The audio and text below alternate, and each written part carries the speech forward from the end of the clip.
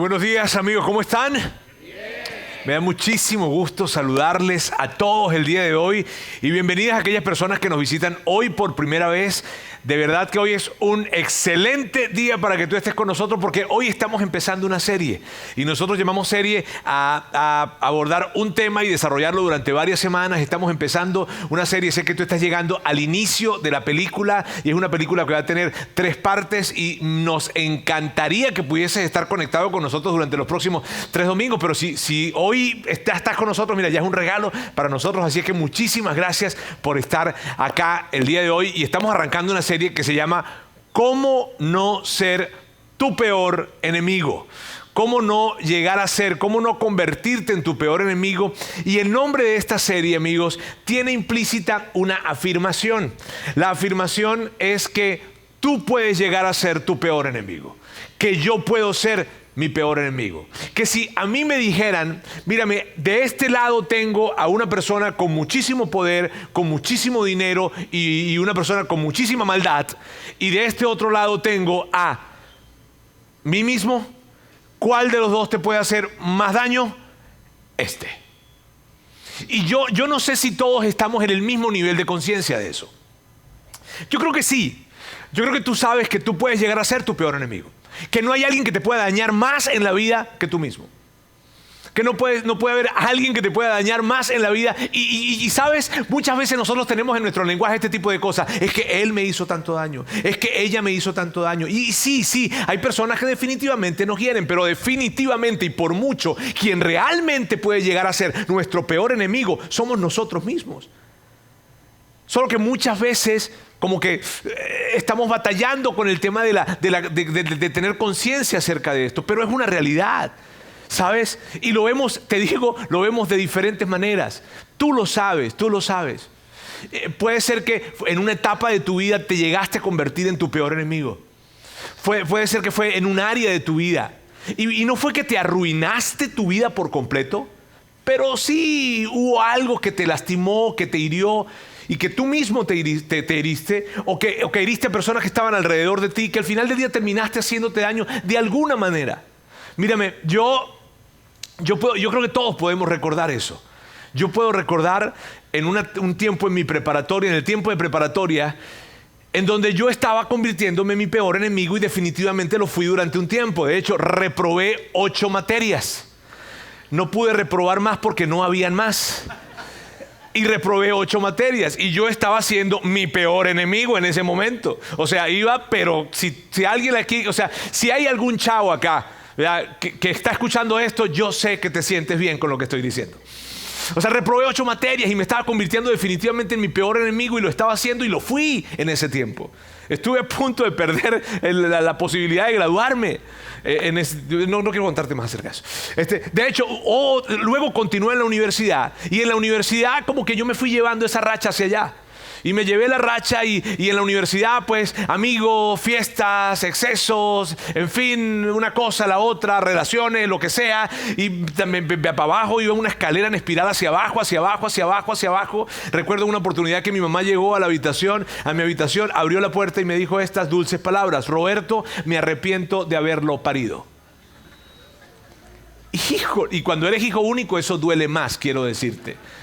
O sea, sí, ahorita lo cuento y me río, como tú puedes reírte de las barrabasadas que hiciste hace mucho tiempo, ¿verdad? Pero en ese momento no. En ese momento fueron palabras muy duras para mí. Yo dije, hijo de Dios mío, o sea, fue duro. Y no es que, mírame, no vayas a pensar que mi mamá era una mujer terrible o mala. No, mamá era una mujer dulce, bella, cercana, presente, emocional, espiritual. Era increíble mi mamá. Pero yo, pues, estaba sacándola del parque con mi forma de hacerla. O sea, de regarla, me refiero, ¿ok? No crean que estaba portándome bien, estaba portándome mal, pero a niveles olímpicos. Y ese fue un momento en mi vida en donde yo estaba convirtiéndome en mi peor enemigo y definitivamente lo fui. Y yo sé que tú tienes, o sea, yo de hecho ya necesito hacer esta pregunta ahorita porque me estoy sintiendo sumamente solo acá. ¿Ustedes han tenido momentos en donde han sido sus peores enemigos? ¿Pueden levantar las manitos para yo estar más tranquilo? Ok, los que no la levantaron, mentirosos, perversos. ¿Está bien? Ok, pero todos tenemos esos momentos en nuestras vidas. O probablemente viste, y te digo, a lo mejor no fue toda, te arruinaste tu vida, pero hay cosas así. Tú has visto eso en la vida de otras personas también. Personas que probablemente han estado cerca de ti y lo viste y lo viviste. Yo recuerdo un amigo que él estaba en Venezuela en ese tiempo, un chavo que tenía excelentes habilidades deportivas y de repente llegó uno de esos visores, cazadores de talento y lo vieron y lo jalaron de una vez, lo jalaron para una universidad en los Estados Unidos, le dieron beca completa totalmente, le dieron manutención, todo, housing, todo, estaba becado totalmente. Pero él llegó y empezó con algunas amistades y con algunas fiestas y con algunos excesos y un poco de alcohol y un poco de lo otro y empezó a perder privilegios y empezó a perder beneficios de la beca y empezó a perder porcentaje y empezó a perder cosas dentro de lo que estaba pasando y total de que terminó fuera de la universidad y continuó con ese tipo de vida, se relacionó con quien no tenía que relacionarse, terminó donde no tenía que haber terminado, después lo metieron preso por andar conduciendo con tragos de más, total de que lo deportaron y se fue y se arruinó su vida. Se la arruinó. Y tú seguramente conoces historias de personas que se han arruinado su vida, que tú decías, esta persona tiene todo para lograrlo en la vida. Todo. Y cuando vemos hoy en día y escuchamos su historia, no puede ser. ¿Qué pasó con él? ¿Qué pasó con ella? ¿Te ha pasado? ¿Has visto a gente así? Y has dicho, qué mala onda, ¿verdad? Y sabes, cuando los vemos, es más fácil verlos así. O sea, nosotros verlos a ellos es más fácil. Y hay algo que nosotros decimos en ese tipo de situaciones. Frases como estas, yo nunca haría algo así. ¿Cierto? ¿Cierto que cuando vemos ese tipo de episodios y momentos, yo sé que yo tengo mis momentos, pero así yo nunca haría algo así. Pero quiero decirte algo. Que a lo mejor sea un descubrimiento para ti. Y está bien porque te voy a ayudar yo a descubrirlo. ¿Está bien? Pero mírame, si tú te detienes un poco a ver tu historia, te vas a dar cuenta de algo. Vas a notar algo que no sé, insisto, si lo has notado. En todas tus malas decisiones hay un factor en común. En todas tus malas decisiones hay un factor en común. Qué curioso es eso. Pero en todas tus malas decisiones, ¿sabes cuál es el factor en común?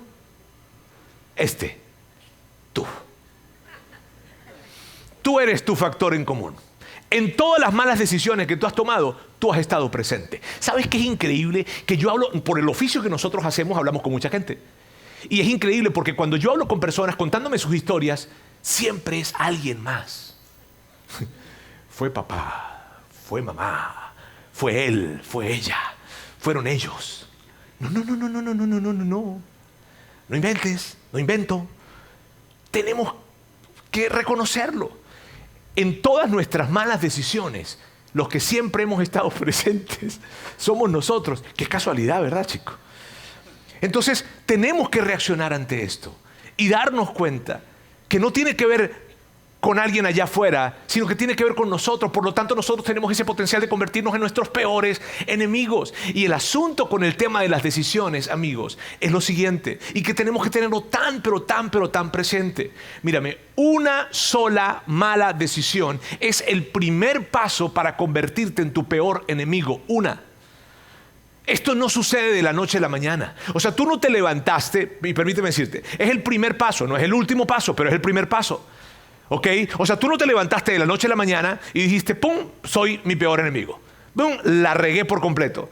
Y en diferentes áreas, ¿está bien? En mi matrimonio, en mi relación con mis hijos, en mi relación con mis padres, en mis finanzas, en mi salud, en mis emociones, en fin. O sea, la regué. No fue así. Sino todo empezó con una sola mala decisión. El camino, la autopista, la carretera que lleva a convertirte en tu peor enemigo es la carretera de las malas decisiones. Y cuando tú cometes la primer mala decisión, te colocas en esa carretera. Y el asunto con las malas decisiones es el siguiente, que la primer mala decisión hace que la segunda sea más fácil, y que la tercera sea mucho más fácil, y que la cuarta sea mucho más fácil, hasta que se convierte en un patrón de malas decisiones. Y estamos metidos en tomar malas decisiones de una manera tan automática porque hemos venido tomando malas decisiones. Entonces, amigos, el tema que tenemos que tener cuidado nosotros justamente es eso, de poder de llegar a colocarnos en esa carretera, no desvalorando esa sola y única mala decisión. No la desvaloro, no la minimizo, porque esa sola mala decisión me coloca en el camino para convertirme en mi peor enemigo. En esta serie, amigos, vamos a ver 3 cosas. Es una serie de 3 domingos en donde vamos a ver 3 cosas para hacer y que nos eviten llegar a convertirnos en nuestros peores enemigos de alguna manera, de alguna forma. Porque todos tenemos ese potencial. A mí me asusta cuando alguien de alguna manera se siente ajeno a este tipo de conversación.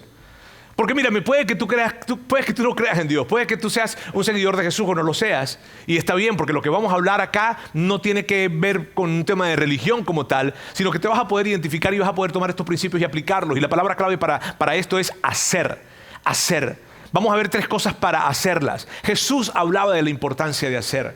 Mira, en una oportunidad Él dijo esto. Él dijo, el hombre que escucha mis palabras y no las pone en práctica es como aquel que se convirtió en su peor enemigo. De hecho, no lo dijo así, está bien, lo dijo de esta manera. El hombre que escuche mis palabras y no las ponga en práctica es como aquel hombre que construyó su casa sobre la arena y es equivalente a convertirse en tu peor enemigo. Entonces la relevancia está en el hacer. Mira, amigos, este es un tema que nosotros o son conversaciones que ya hemos hablado en algún momento acá. Si tú tienes tiempo con nosotros, si tú tienes años con nosotros, ya has escuchado alguna de las cosas que vamos a hablar en esta serie. Pero amigos, son tan importantes estas conversaciones, son tan importantes estos temas, es tan importante lo que tenemos que hablar, que es uno de esos temas que nosotros deberíamos estar repitiéndolos todos los años y todo el tiempo. ¿Por qué? Porque si lo hacemos, si verdaderamente lo hacemos, realmente evitaremos llegar a ser nuestros peores enemigos. Entonces, por eso es tan importante que hablemos acerca de esto. Y básicamente, amigos, de lo que vamos a hablar estos 3 domingos es de esto. 2 palabras: hábitos preventivos. Hábitos preventivos. O sea, hábitos que nos ayudan no a salir de una situación, sino a no meternos en esa situación. Ahora, puede que tú estés acá y estés diciendo, pero es que ya yo estoy adentro de esa situación. Ok, ¿este hábito me puede ayudar? Sí, claro que sí, pero ¿a poco tú no preferirías evitar estar en esa situación? ¿Cierto?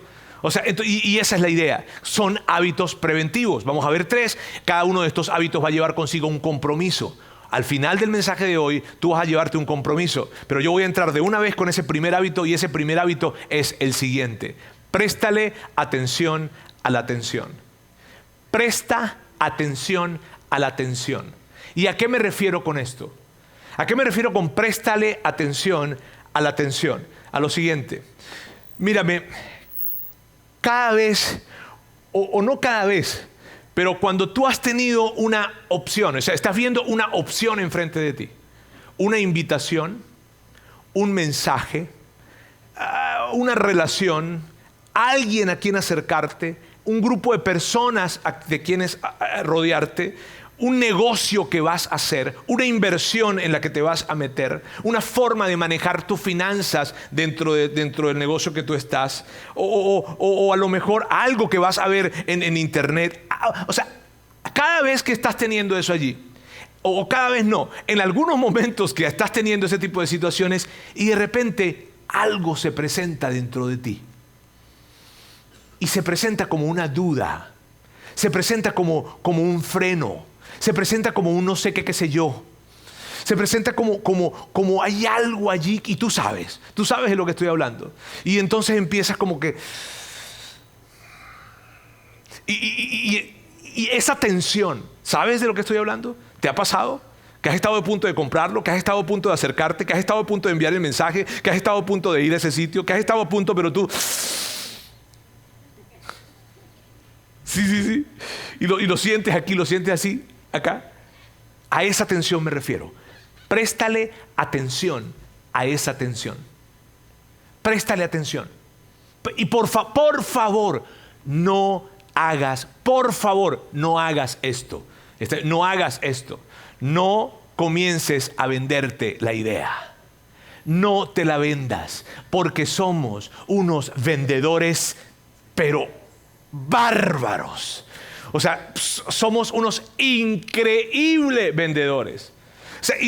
O sea, nos vendemos la idea de una manera que nosotros, híjole, si nos viéramos a nosotros, o sea, es increíble. Lo vemos y nos da como duda. ¿Será que lo hago? ¿Será que lo compro? ¿Será que no lo compro? Y está la atención allí presente. Pero nosotros, pues, no lo vendemos. Y entonces decimos cosas como las siguientes. Mira, decimos cosas como estas. Pero ya tienes uno, pero este es mejor. Es que este es mejor. Este es nueva tecnología. Este tiene más capacidad. Este es más rápido. Ok, este es mejor. Pero, ¿y el otro te funciona? Sí, claro. ¿Y la rapidez la notas realmente? Pero es que es mejor. Y empieza el diálogo. A ti te ha pasado. A mí me ha pasado. Y empiezas. Y ahí estás. O tal vez pasan cosas como estas. A ver, o te dices cosas. Pero ya tienes varios de esos. Pero no tienes ese color. O sea, ya tienes esos zapatitos. Si ya los tienes, no, pero es que este color no. Y llegó otoño. Llegó verano. Llegó primavera. Entonces, pero ya lo tienes, ¿cierto? Sí, pero es que o sea, imagínate las cosas que nos decimos a nosotros. O sea, tú me las escuchas a mí decir y tú dices, ay, o cosas como estas. O terminamos diciendo cosas como estas. Nadie se va a enterar. Pero es que nadie se va a enterar. Mira, estás en un lugar, estás en un país, estás en una ciudad, estás en un momento. O sea, nadie te está viendo. Nadie. Por favor, ¿qué pasa? O sea, ¿qué onda? Es solo una vez. Ay, sí, te vas a convertir en un alcohólico. Ay, sí, te vas a convertir en un drogadicto. Ay, sí, un pervertido. Entonces, una sola vez, por favor. Chuy, una vez solamente. A ver. O cosas como que, pero no le estás haciendo daño a nadie. Porque ese es tu cuerpo. Ese eres tú, ese es tu dinero, tú te lo ganaste, tú te esforzaste, tú. Entonces no le estás haciendo daño a nadie. Sí, los estoy convenciendo, ¿verdad? Es que, mira el tamaño de diálogo que nosotros empezamos a construir internamente. Pero mira, si tú escucharas a un vendedor, o sea, si tú te salieras de ti mismo, haz de cuenta, te desincorporaras.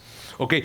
Y te ves a ti ahí sentado y el vendedor, que eres tú mismo, ¿verdad? Pero ponle que sea otro vendedor, utilizando los mismos argumentos que tú te das a ti mismo para comprar eso que quieres comprar, para atender a esa llamada que quieres atender, para ir a ese lugar al que quieres ir, para hacer eso que quieres hacer. ¿Tú sabes qué le dirías a ese vendedor? Eres un estafador.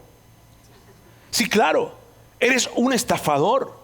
De hecho, si tú tienes a alguien a quien tú amas, tu esposo, tu esposa, tus hijos, y un vendedor se acerca a darle los argumentos que tú mismo te das, le dirías, aléjate de mi mamá, aléjate de mi esposa, aléjate de mis hijos, tú eres un estafador, chico. ¿Sí o no? Porque eso es lo que terminamos haciendo, amigos, estafadores de nuestra propia vida.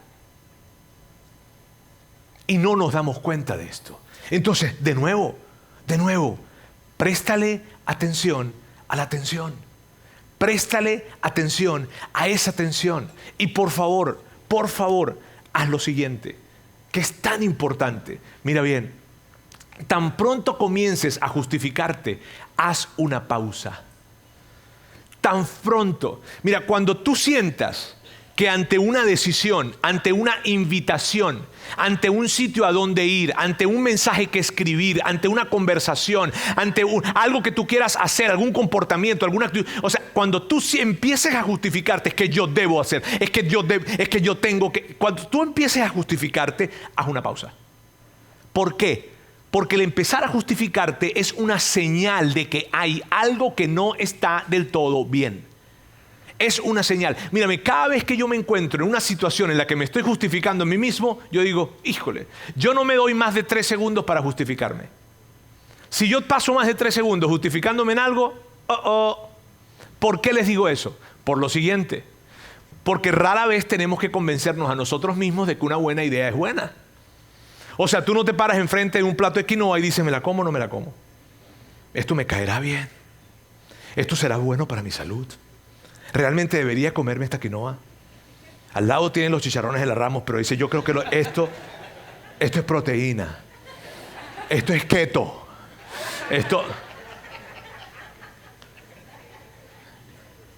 ¿Sí me estoy dando a entender?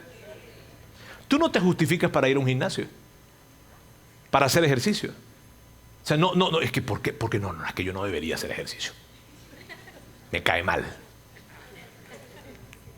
Tú no te justificas para leer.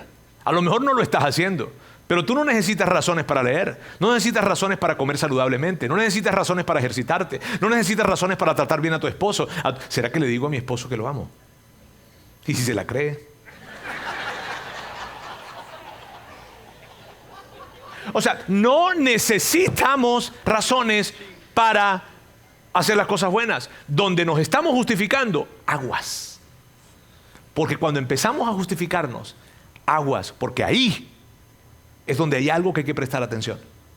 Entonces presta la atención a la atención. Y yo quiero que veamos ahora mismo, amigos, una historia fascinante, fascinante, que está en la Biblia, en el Antiguo Testamento. Está espectacular esa historia, en donde se presentó una tensión. Y voy a hablarles del rey David, el segundo rey de Israel. Mírame, David, y voy a dar un poco de contexto, ¿está bien? Ustedes conocen la historia de David, algunos sí, algunos no sé, pero igual voy a dar contexto, ¿está bien? Entonces, mírame, David es ese hombre o ese chavo que era un pastor de ovejas y llegó a convertirse en el rey de toda la nación. Era un pastor de ovejas y llegó a convertirse en el rey de toda la nación. O sea, vaya historia. Si tú de alguna manera te identificas porque tú dices, mira, sabes que yo en la vida he tenido que bregar y vengo de... Ok, este es alguien con que te puedes identificar, David. ¿Ok? David realmente fue conocido. Él salió a la palestra, llegó a ser famoso. El reel que lo hizo viral. El reel que lo hizo viral a David fue cuando mató a Goliat. Cuando él mató a Goliat. Allí fue donde David fue realmente conocido. Antes no era muy conocido. Pero cuando mató a Goliat, Goliat, ese enorme hombre, ¿verdad?, que venía amenazando a los israelitas, un hombre filisteo que venía diciéndoles, gritándoles, insultándolos durante varios días, y de repente David ve el asunto y dice, claro que no, esta gente es mi pueblo y no voy a dejar que mi pueblo lo insulten de esta manera, y agarró a David, se metió, pam, tum, tum, ta, ta, y se tiró al gigante, y lo mató. Al gigante. Entonces, óyeme, todo el mundo empezó, ¡wow! David. Y cuando nadie había querido ir a pelear con los filisteos, ahora sí todos querían ir a pelear con los filisteos porque David había matado al gigante. Entonces, ¿qué pasó? Pues todo el mundo empezó, David. Tú sabes, el rey Saúl, que era el rey, cuando ve a David dice, lo recluto, ¿verdad? Y lo reclutó, efectivamente, se lo trajo para tenerlo cerca, lo colocó dentro de una posición dentro de su... ejército, así, gracias, mi vieja, dentro de su ejército, e inclusive le dio a una de sus hijas, a Mical. Ahora es curiosísimo lo que pasó con ella, porque tú sabes que en ese tiempo se pedía una dote, ¿ok? O se daba una dote, pues. Si yo tengo una hija, que de hecho la tengo, ¿verdad? Y cualquiera, dotes, vengan acá. Ok, entonces miren bien. El punto es que Saúl pidió, ¿tú sabes cuál fue la dote que le pidió Saúl a David? No se pueden ni imaginar la dote que le pidió. ¿Sabe qué le pidió? 100 prepucios de filisteos. Por esa razón, por lo que les acabo de decir ahorita, es porque hay un ambiente de chavos en donde tus hijos tienen que estar allá. Porque si no, van a salir de aquí preguntándole, papá, ¿qué es prepucio? Ok. 100 prepucios le pidió. Lo más increíble, sí, porque matar a alguien es una cosa, pero ya llevar el prepucio es otra cosa. O sea, 100 prepucios. ¿Y sabes qué fue lo que pasó? David le llevó 200. Para que se hiciera un collar bien grande. Entonces, míreme, qué locura. Ahora, ¿por qué Saúl hacía eso? ¿Por qué Saúl hacía eso? Porque quería embromarse, o sea, fastidiar a David. ¿Por qué? Porque David estaba ganando mucha popularidad. Habían canciones que decían, Saúl mató a miles, pero David a 10,000. Y entonces Saúl empezó a escuchar esas cosas. Y Saúl empezó a ver de que todo el mundo amaba a David. David tenía una gran personalidad. Entonces la gente quería estar con David. ¡Wow, David! ¡Qué buena onda David! Saúl le da rabia, se enoja, le pone ese tipo de pruebitas allí para ver si se lo echan, pero no puede. A cada guerra que había lo mandaba. Le decía, ve a pelear, David, ve a pelear. Y el asunto era que David llegaba con éxito. O sea, cualquier cosa que le encomendaba Saúl a David la hacía con éxito. Todas las batallas se las ganaba. Todo era increíble. O sea, David la estaba pero rompiendo. Iba para arriba y su popularidad para arriba. Y Saúl, su envidia, su celo iba para arriba. De hecho, en varias oportunidades dentro del castillo, Saúl agarró una lanza y se la tiró de celos, de enojo, de rabia, de coraje a David para ver si se lo echaba. Y ya David dijo, no, oye, ya como que no es seguro estar aquí en palacio. Claro que no es seguro estar en palacio. Entonces David huyó y durante un tiempo David se fue y David tomó malas decisiones y David se terminó convirtiendo en un fugitivo porque Saúl lo estaba persiguiendo como loco. Pero en eso de que David huye por todas partes y termina por ahí huyendo, ¿verdad? Hay hombres que eran hombres que estaban metidos en muchísimos problemas y que se enteraron de que David estaba huyendo por allí y sabían quién era David. Porque, el que mató a Goliat, sí, eso quiere que sea pano mío, ese me quiero acercar con él. En fin, total de que David llegó a tener 400 hombres, de hecho llegó a tener 600, pero llegó a tener 400 hombres en el momento de la historia, porque la historia que les voy a hablar hoy no es cuando David ya era rey, es antes de ser rey, ¿está bien? Entonces David está en ese periodo, está en fugitivo, tiene 400, ese pequeño ejército, ese mini ejército que tiene de hombres que se portaban también muy mal, pero estaban con David y lo estaban apoyando, y donde iba David iban ellos con él. Entonces, y David estaba siendo perseguido por Saúl. Entonces Saúl tenía espías por todos lugares para que le dijeran dónde estaba dónde estaba David para matarlo. ¿Por qué? Porque él quería matarlo para que su hijo Jonatán se pudiera quedar con el reinado, así es, y pudiera continuar la herencia del reinado en la casa de Saúl. Y por eso querían matar a David. Entonces estaba buscando, y uno de los espías le dice a Saúl, hey, vimos a David en Engadi, o sea, en el desierto de Engadi, un desierto que había y que hay, que queda de hecho queda al oeste del Mar Muerto. De hecho, aquí está una fotografía. Bien, esa es una fotografía del desierto de Engadi. Era muchas montañas, rocoso totalmente, cuevas dentro de las montañas. ¿Has ido a la Huasteca? Bueno, cuando se podía, ¿verdad? Que estaban esas cuevas ahí, que se ven cuevas enormes allá.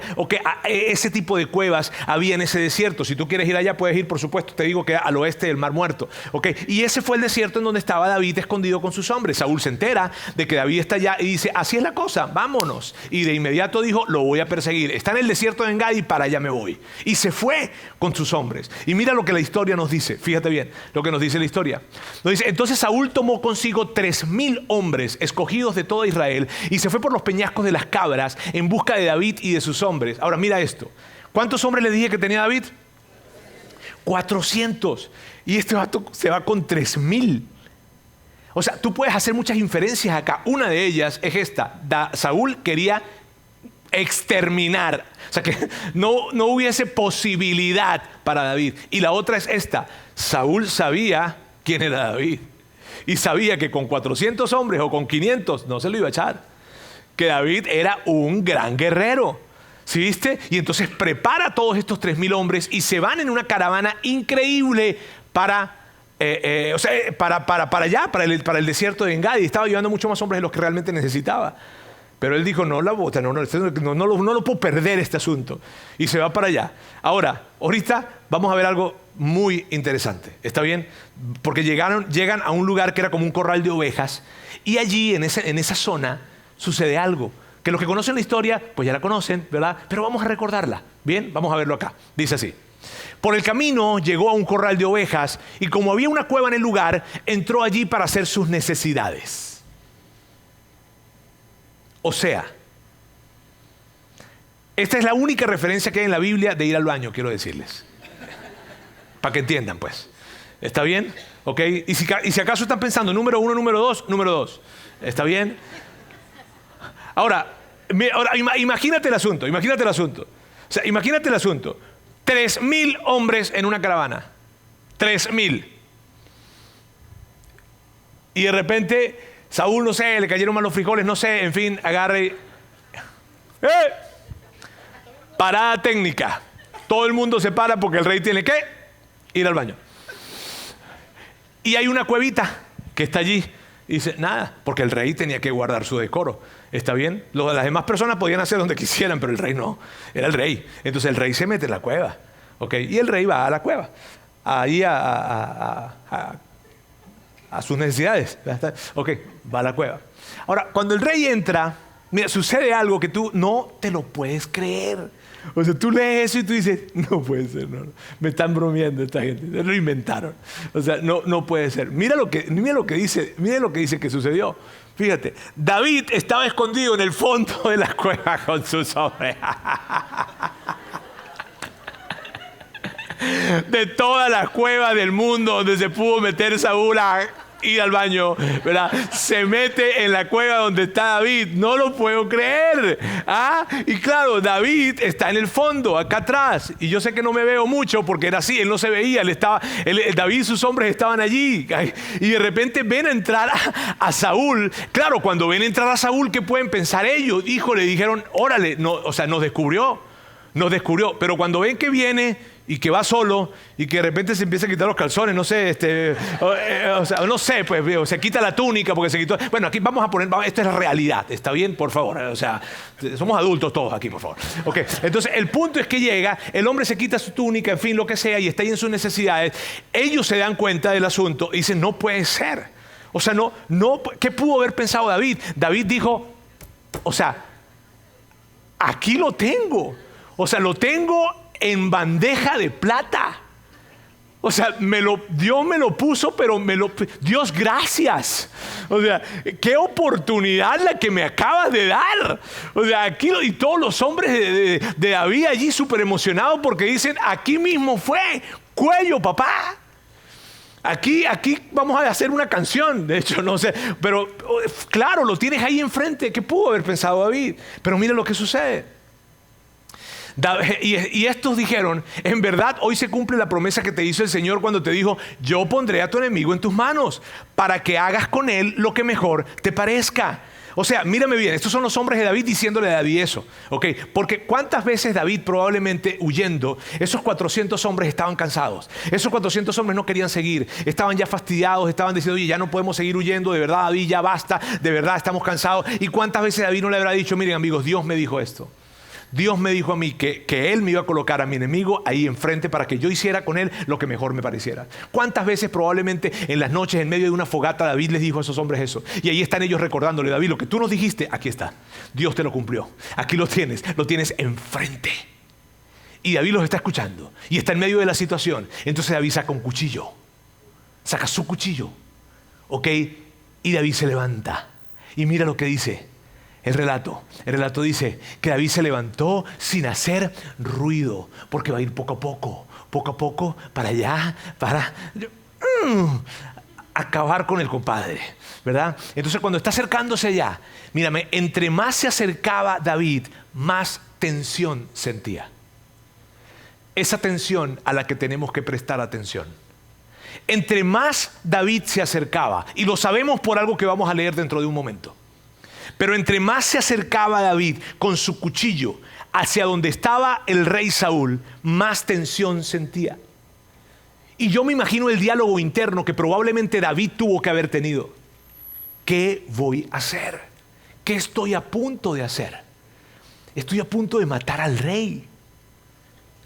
¿Realmente voy a hacer esto? ¿Esta es la historia que le quiero contar a mis nietos? El día de mañana, cuando mis nietos se acerquen, abuelo, cuéntanos, ¿cómo te llegaste a convertir en el rey? No, pues bueno, el rey que estaba se fue al baño y mientras que estaba haciendo, yo llegué y lo... No. ¿sí notas eso? Claro que eso no es digno de contar.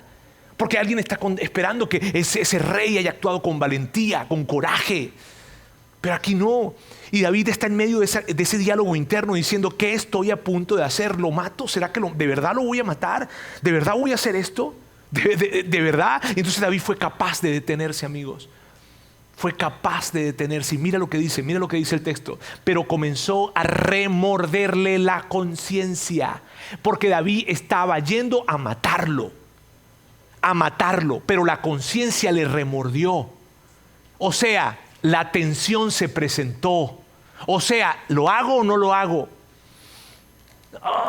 Ese no sé qué sé yo, que tú sabes porque tú y yo lo hemos vivido. Y está en medio de eso David. Entonces David lo que hizo fue que se acercó, tomó la túnica de Saúl, que probablemente la dejó hacia un lado. ¿Okay? Y tal vez tú dices, pero ¿cómo no lo escuchó? Imagínate 3,000 personas allá afuera de una cueva. ¿Crees que no hay ruido de 3,000 personas?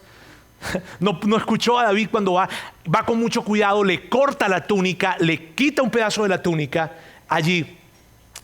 Y eso fue lo único que hizo. Ahora, mira bien, al hacer eso, él se regresa y se va con sus hombres, así es, al fondo de la cueva. Y mira lo que sucede entonces, veamos. Y dijo a sus hombres, que el Señor me libre de hacerle al rey lo que ustedes sugieren. No puedo alzar la mano contra él, porque él es el ungido de Dios.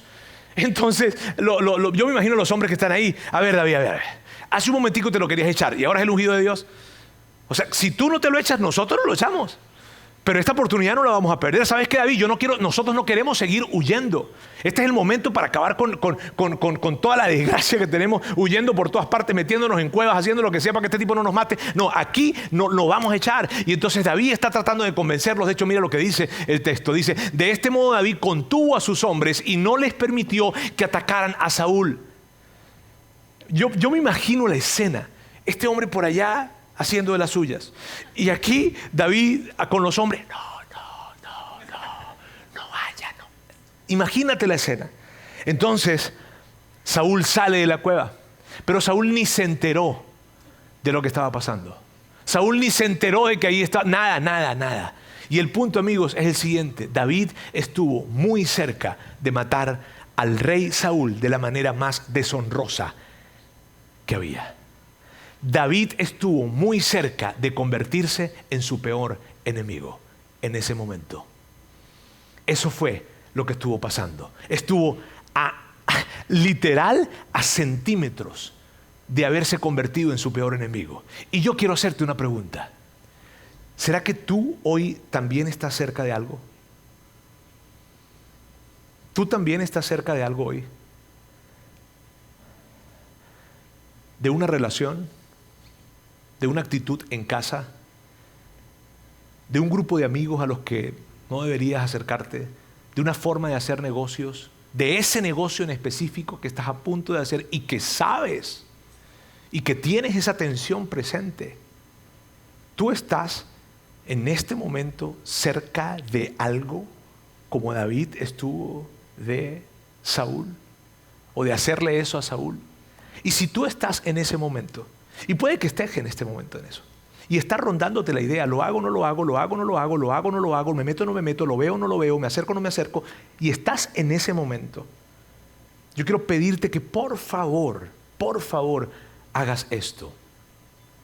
Haz una pausa, deja de convencerte a ti mismo y empieza a escucharte. Empieza a escuchar esa voz dentro de ti que te dice, cuidado. Esa voz dentro de ti que te está diciendo, híjole, es que no sé. Y yo no estoy diciendo que lo que tienes enfrente de ti está mal, no. Yo lo que te estoy pidiendo, por favor, es que hagas una pausa. No te estoy diciendo que no lo hagas. Estoy pidiendo que por favor hagas una pausa, que te dejes de convencer y que te escuches verdaderamente a ti mismo. Y probablemente que escuches voces que están a tu alrededor, papá, mamá, esposo, esposa, amigos, pastor, quien sea, líder de grupo, no sé. Que tal vez te esté diciendo algo alrededor de esto. Pero el mensaje es el mismo. Detente, haz una pausa, deja de convencerte y por favor comienza a escucharte. Saúl salió de la cueva. Cuando Saúl salió de la cueva, David esperó que fuera más adelantito. Y entonces David sale detrás de Saúl, pero a distancia, y le grita, ¡Rey! Y Saúl voltea. Y es David. De hecho, David le grita así, ¡Rey, mi señor! Y le hace una reverencia con todo respeto. Y Saúl se voltea frío de que en la cueva en donde él estaba David. Me imagino Saúl, me vio. No, Saúl está en momento de tensión. Y entonces David levanta en su mano la túnica, diciéndole, Rey, pude haberlo matado. Rey, usted estuvo en mis manos. ¡Qué barbaridad! Amigos, ¿qué momento ese? Y entonces David da un discurso. Si tú quieres saber bien el discurso, búscalo allí en Primera de Samuel. Pero David da un discurso Y parte del discurso entre lo que dice es esto: que el Señor juzgue entre nosotros dos y que el Señor me vengue de usted, pero mi mano no se alzará contra usted. ¡Qué bárbaro! O sea, mira, yo quiero que veas esto, por favor. David lo que está diciendo es esto: Rey, hay un asunto entre usted y yo, y Dios lo sabe. Y desde mi mirada, usted está siendo injusto conmigo. Usted quiere acabar conmigo y no hay razones para esto. Pero ¿sabe qué, Rey? Yo no voy a tomar esto en mis manos y que sea Dios quien juzgue. 3,000, ahora en ese momento habían 3,000 hombres en completo silencio, abrumados con lo que estaban viendo. Entonces, esto es lo que sucede. El rey Saúl le contestó: eres mejor persona que yo, porque has devuelto bien por mal. Saúl fue humillado por la humildad de David. Y si yo te hiciera esta pregunta, ¿tú quieres ser buena persona? Si yo te hiciera esta pregunta, ¿tú quieres ser buen padre, buena madre, buena esposa, buen esposo? ¿Tú quieres ser buen amigo? Yo te hiciera esa pregunta, yo sé que tú me contestarías. Pero aquí nos deja clara la forma de serlo. Cuando alguien devuelve bien por mal, está siendo una buena persona. Y es el cuadro que tenemos acá, un cuadro increíble. Luego Saúl le dice algo espectacular a David y le dice: ahora yo me doy cuenta de que ciertamente tú vas a ser el rey de Israel y de que el reino de Israel prosperará bajo tu gobierno. O sea, Saúl le dijo esto: ¿sabes qué? Ya me di cuenta. No tan solo me di cuenta de esto, no tan solo sé que ya mi hijo no va a ser el rey y yo no voy a seguir siendo el rey, sino que tú vas a hacerlo. No tan solo eso, sino que tú vas a ser mejor rey de lo que yo he sido.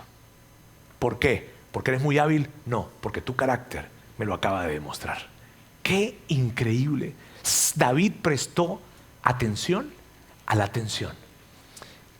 Quiero contarles esto rápidamente. Hace 27 años, amigos, éramos 3 amigos, muy cercanos, muy cercanos. Andábamos siempre para arriba y para abajo, viajando juntos, siempre. Ellos 2 estaban casados, yo no estaba casado. Y en nuestra amistad sucedió algo muy negativo. Sucedió una traición. Fue algo muy feo. Uno de mis amigos se metió con la esposa del otro. Y fue muy triste. Fue un momento que yo les puedo decir que lo recuerdo con muchísimo dolor, porque a los 2 los amaba. Y en medio de esa situación, quiero hacerles la historia corta, pero imagínate esa situación.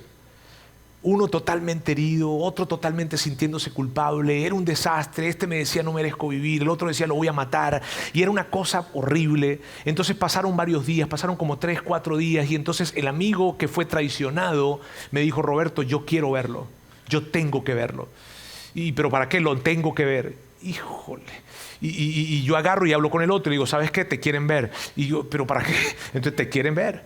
Total de que cuadré una reunión y fue en la sala de mi casa.